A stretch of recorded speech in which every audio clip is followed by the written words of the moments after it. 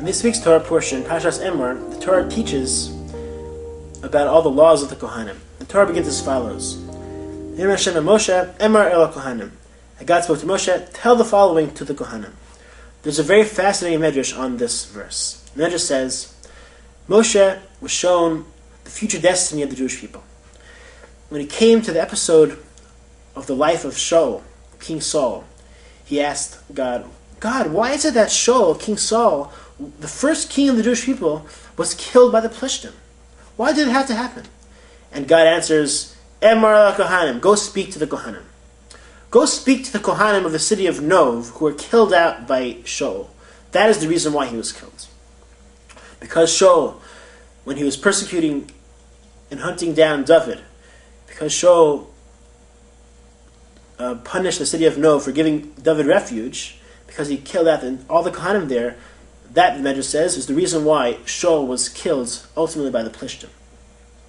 The question on this Medrash is that the Navi is explicit that the reason why Shaul was ultimately killed and the reason why he lost his throne was not because of the episode of the Kohanim of Nov, but rather because of another episode of his refusal to obey the commandments to punish Amalek and to wipe out Amalek completely. And he showed compassion on the king of Amalek, on Agag, and let him live.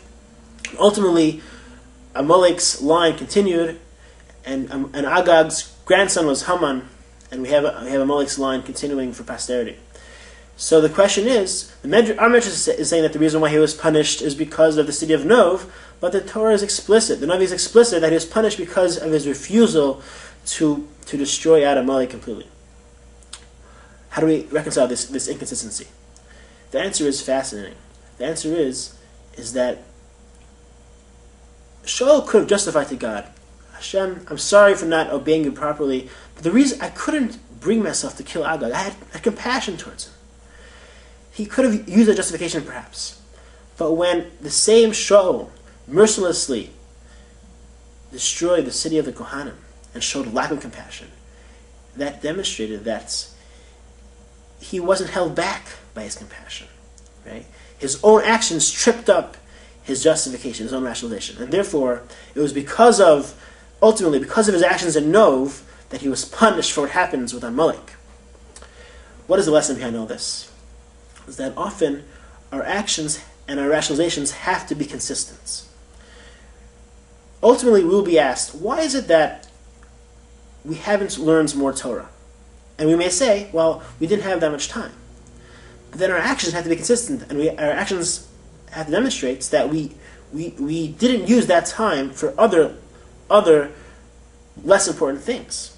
Otherwise, when we say we didn't have enough time, we'll be told, well, you had time for other things that are less important. When we will be asked, why is it that you didn't give more tzedakah, or you didn't spend more time doing chesed? We'll say, well, we didn't have enough money, or we have to use the energy elsewhere. Will be pointed out, well, you use money for other things that are less important. The lesson is that we have to be honest with ourselves. When we tell ourselves that we can't do something that's right, we can't do a mitzvah, we have to be honest. Are we being honest with ourselves? Are we not applying that same excuse consistently for things that are less important? May we all absorb this lesson, and let us have a wonderful Shabbos.